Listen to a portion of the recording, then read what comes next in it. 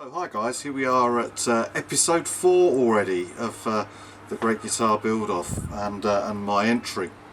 So what are we going to be doing in this video is we're going to work predominantly on the neck. Okay, now what we've got to do so far is shaped the body, and since you've been away I've put the belly cut into the back of the guitar, so there's some video footage of that, and I'll show you that in a little while. So yeah, this is where we're at. It's got a nice body shape. That's all ready to go.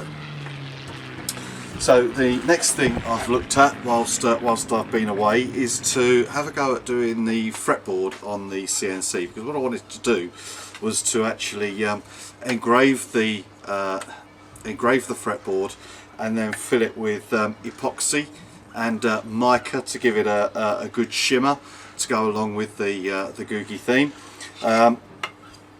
Limited success. The hobbyist CNC, I don't really think overall it's man enough. Plus, of course, it's new to me, so I think there are problems with that I'm not aware of yet. So I'm going to have to work a little bit more on that. I am still keen to get these shapes all nicely. You can see that, to get these shapes nicely cut out using the CNC machine. That's one of the reasons behind my build, really, is to use those technologies. So that's what I'm going to be doing, working on maybe even seeing if I can get a radius onto the board as well. But that needs a little bit more investigation on my part and a little bit more working out. So in the meantime, I'm going to be dealing with the back of the neck. So there'll be things like shaping the headstock and routing the truss rod. I've done all the measurements, so that's all there and ready to go. Yeah, I do live quite close to the coast, and on days like this, although it's really nice and bright, when the tide comes in, God tends to turn up the air conditioning a little bit. Still, such is. Let's get on. So today, guys, I'm sat in front of my computer and it's voiceover day. So we're going to be having a look at my carving of the belly cut for the GOOGIE guitar, and for that I'm using a Shinto rasp.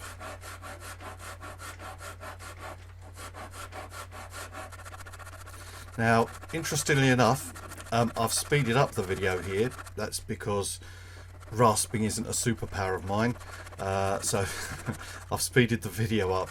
That's going to happen a few times in this video, just to get the amount of content in, really, and stop it from being something you've seen a million times already. So I kind of figure you already know what I'm up to here.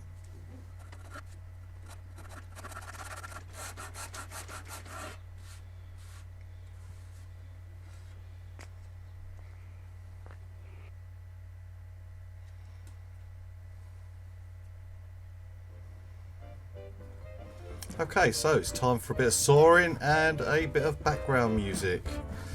So what I'm doing now at the moment is sawing off the excess maple for the neck. So that's really trying to start to get it into dimension.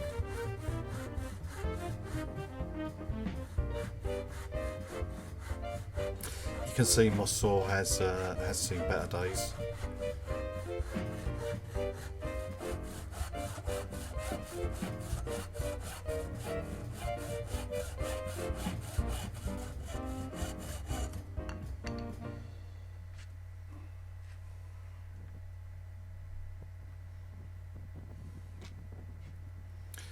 Okay, so moving on now is I'm coming up to cutting the headstock.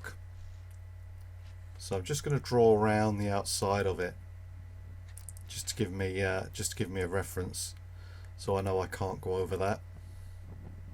But it'll also help later on when I come to stick the template onto the headstock there for routing. It means it'll be very accurate when I come to put the router to it.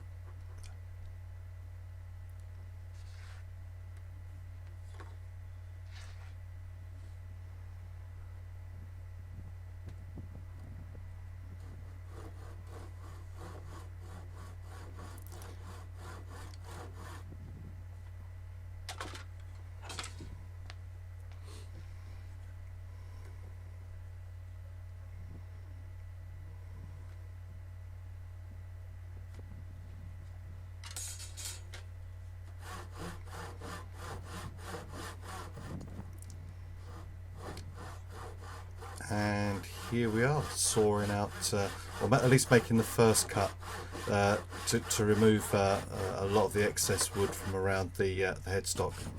So there you go. There's a view of me using my hand saw again. I do think you can't have too much hand saw action in a woodworking video.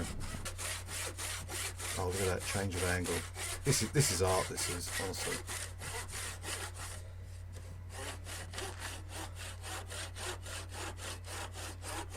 Look at that. Fabulous.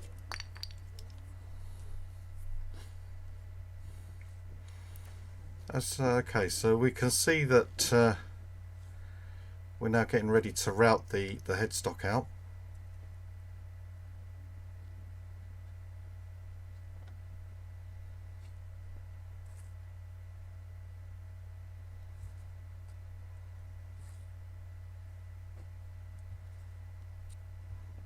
So we're going to use the old the trick.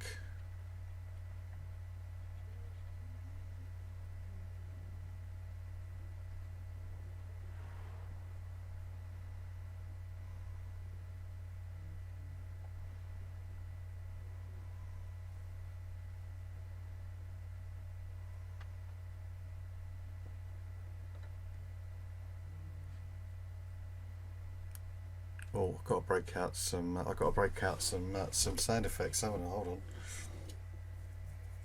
Hold on. Let me just get this one. Here we go. A little bit of sticky tape going on. There we go. And this one. Let's get this one lined up with the video at least. Here we go.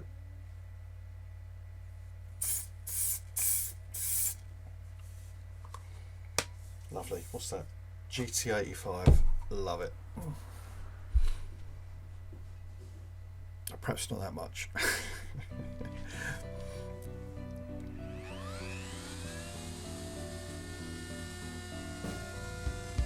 Okay, so you can see with the router, I'm just taking very gentle passes with it. So I'm just easing it back. Just easing it back to the template.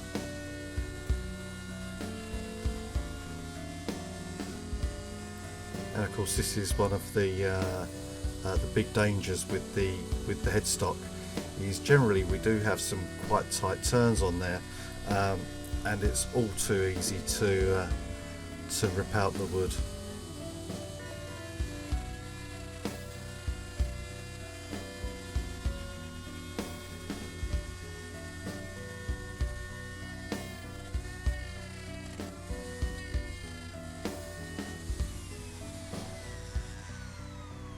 And actually, if I'm being really honest, therein lies my downfall for this. It did chip out in a couple of places.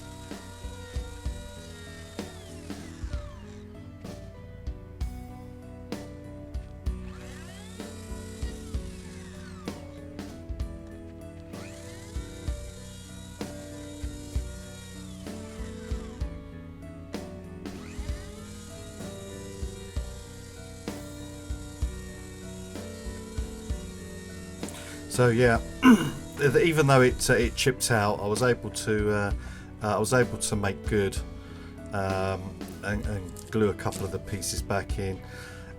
The chipping out is not a major issue on this neck because it's going to be under paint anyway. Had it been something I was going to stain or or varnish, clear varnish through, that sort of thing. That would have led to tears before bedtime, well, without a doubt.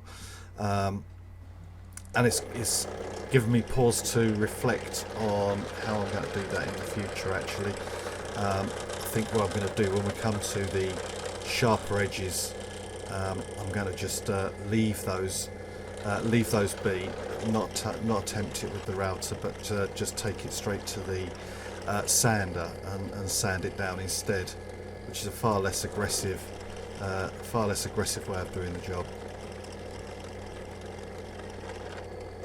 So we can see I'm just putting through now the holes for the tuning pegs. It's just while everything's together, I can use the, while I'm doing the headstock and everything else, I can put those in as reference holes. So I think it's a 2.5mm bit I've used there.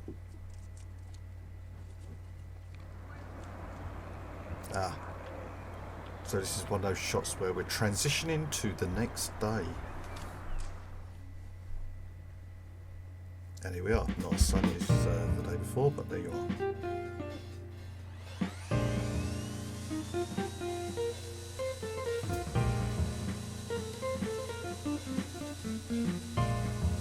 Okay, so you can see we've routed out the headstock, and we're now putting the route in for the truss rod. Now I'm going to have to come at this from two different directions, because as the router runs on, it runs into that the sticking out part of the headstock. So the fence of the router hits the bulge on the headstock there, which actually stops it going the full length that it needs to be.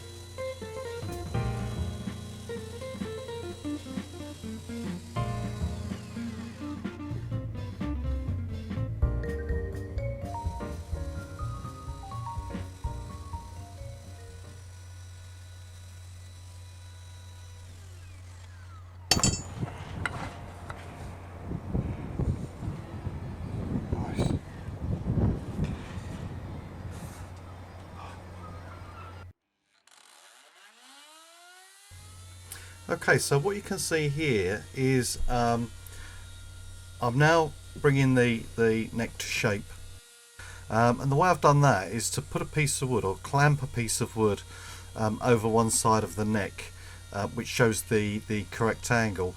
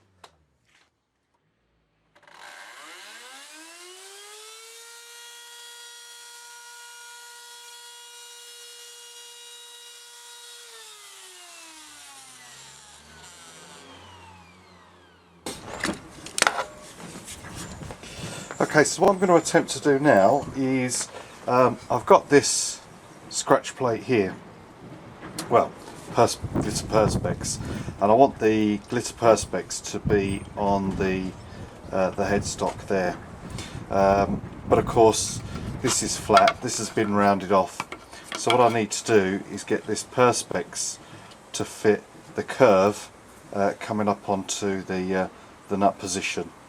So what I've decided to try and do with that is apply a little bit of heat and really kind of melt it onto the headstock shape. So we're going to see how that goes. So I'll get the old blowtorch going.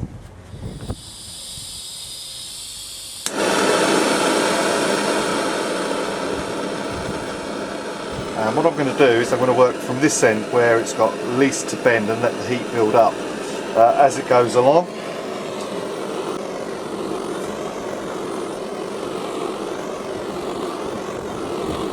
So this is totally experimental because I don't know how much heat is going to be required before it starts to ease up and follow the shape.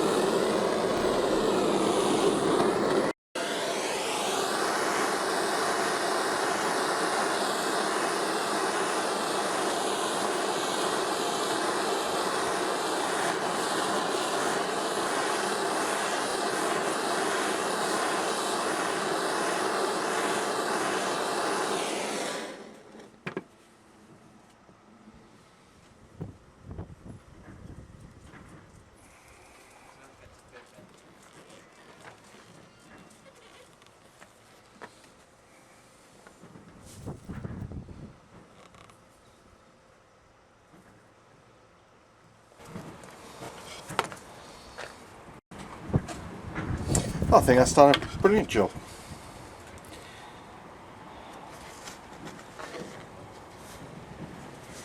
With epoxy or glue on there, sand down the edges, see how it goes. So here it is, the first bit of GOOGIE bling. So I've never seen this done before, where somebody's used a bit of perspex, bent it to the shape of the headstock, but there it is, it's looking good.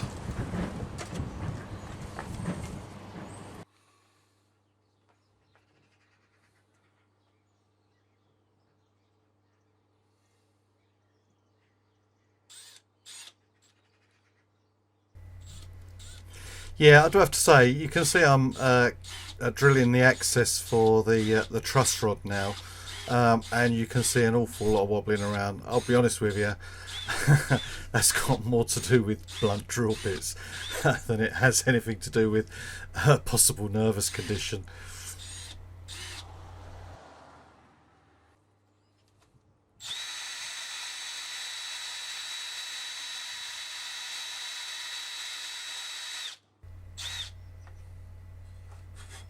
Yeah, those long blades I bought are absolutely dreadful.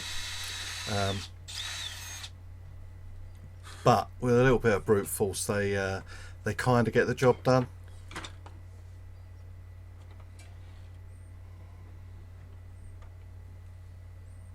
There you go. Look at that. Truss rod in, sorted. There it is. Okay, so this is just a fill-in shot really to get us over to watch the CNC machine whilst it's carving out the big star for the 12th fret. So this stage of the CNC milling process is called roughing out. So it's quite a large bit, and it is just there to remove the bulk of the material. So if you look at the ends, they're not particularly finessed, but that's just the roughing out bit doing its job. So it's really taking it down to depth as quickly as it can. Now, like I say, this has been speeded up to 500%, so that's five times its normal speed. this does tend to take an awful long time.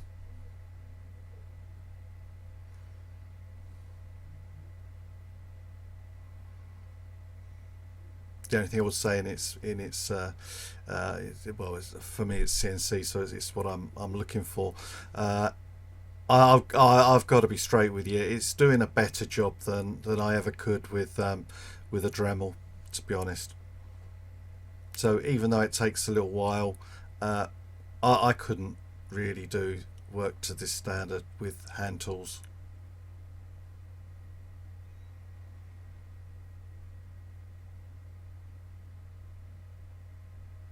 Oh, there's the lead screw, roundy round.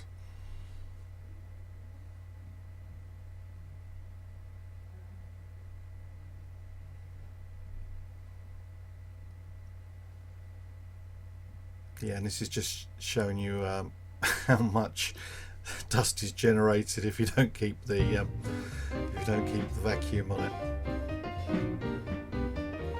Oh, here's my sneak preview of the GOOGIE neck. You can get some idea of the bling that's going to be involved with this guitar. Thanks for watching.